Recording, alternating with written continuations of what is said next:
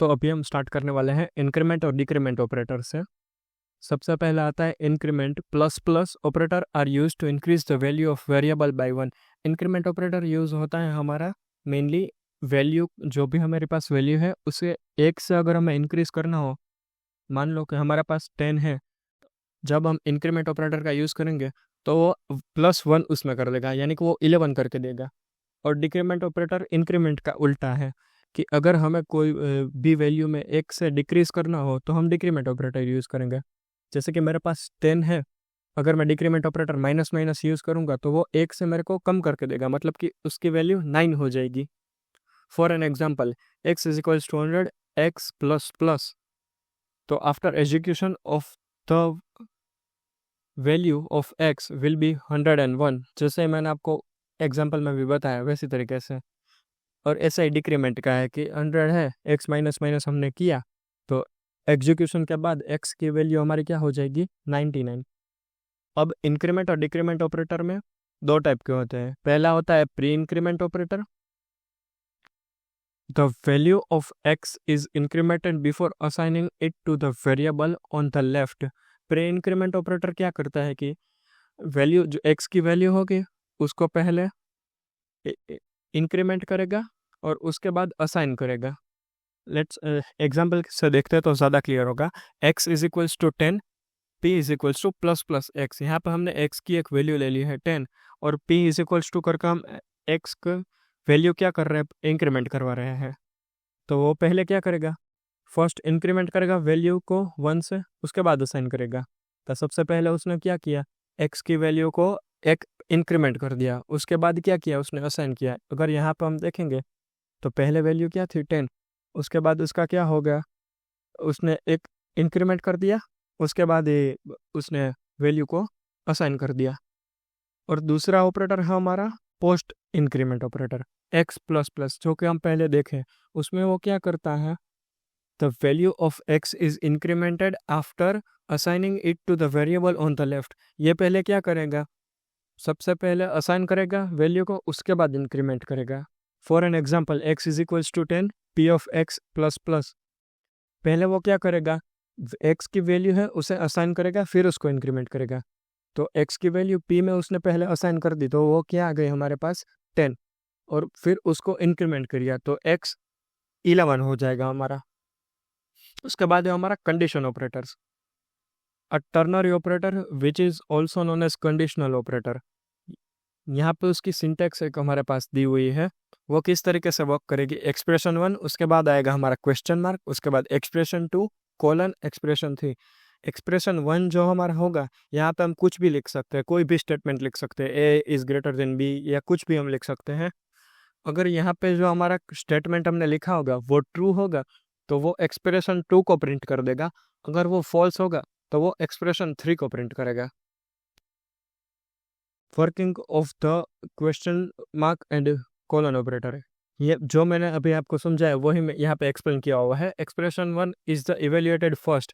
If expression 1 is true then expression 2 is evaluated and it value become the value of the expression. जैसा मैंने आपको पहले ही बताया कि अगर यहाँ की वैल्यू ट्रू होगी तो वो एक्सप्रेशन 2 को प्रिंट करेगा, वरना 3 को प्रिंट कर देगा।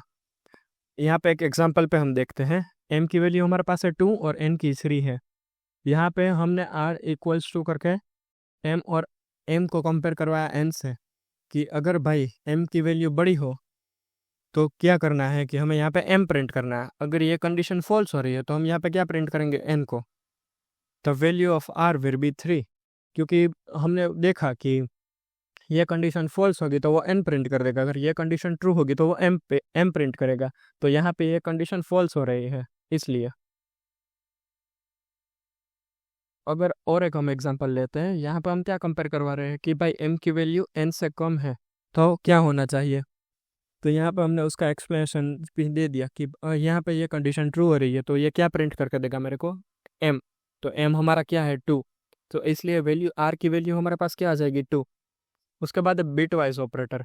Bit wise operation are use to perform operation bit by bit.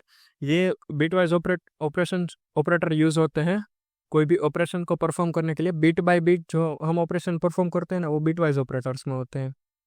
Bit wise operators may not be applied to float और डबल। ये बिटवाइज ऑपरेटर जो हमारे होते हैं वो हम फ्लोट और डबल में मोस्टली यूज़ नहीं करते हैं, एप्लीकेबल ही नहीं होते हैं। सबसे पहले हमारा है बिटवाइज एंड, उसके बाद है हमारा बिटवाइज और, फिर है बिटवाइज एक्सक्लूसिव और, फिर उसके बाद है हमारा shift left. Shift left means multiply by two, shift left means multiply by two. उसके बाद है हमारा शिफ्ट राइट, यानी कि हम डिवाइड कर रहे हैं टू के साथ।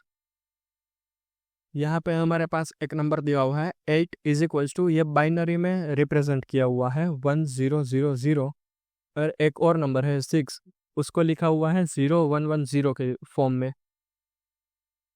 अब यहाँ पे हम बिटवाइज एंड का यूज़ करके करते हैं। a is equals to 8, b is equals to 6, यहाँ पे हम कोड में लिख रहे हैं। तो c is equals to a and operator, b हम करेंगे तो आपको आउटपुट क्या मिलना चाहिए इसका, 0, क्योंकि हमने एंड में पहले ही देखा था कि अगर दोनों को 1 होगा तो वो 1 देगा, अगर दोनों 0 होगा तो वो 0 देगा। उसके बाद है और के साथ, सेम हमने और के साथ किया, और में हमने क्या देखा था कि कोई भी वैल्यू 1 होगी ए और बी में से तो वो रिटर्न क्या कर देगा, 1। तो अगर यहाँ पे वो एडिशन परफॉर्म करेगा एंड ऑपरेटर करके, क्योंकि वहाँ पे हमारे कोई एक वैल्यू भी नहीं मिल रही इसलिए, और यहाँ पे हमें सारी वैल्यूज मिल जाएंगी, दैट्स वाई। उसके बाद है शिफ्ट लेफ्ट, यहाँ पे हमने लिया integer a is equal to 8 and b। अब इसका आउटपुट हमारे पास क्या आना चाहिए, 16, क्योंकि वो क्या कर देगा, मल्टीप्लाई कर देगा। उसके बाद हमारा है बिटवाइज शिफ्ट राइट, तो वो डिवाइड करेगा तो हमारे पास क्या आ जाएगा, 4 आ जाएगा बाय अ पावर ऑफ 2। उसके बाद है special operators. Special operators use होते हैं कुछ स्पेशल टास्क परफॉर्म करने के लिए, जैसे एड्रेस ऑपरेटर, ये हमारा एड्रेस ऑपरेटर हो गया। ये यूज़ होता है एड्रेस डिटरमाइन करने के लिए वेरिएबल का। उसके बाद है ये pointer operator, it is use to declare pointer variable and get value from it.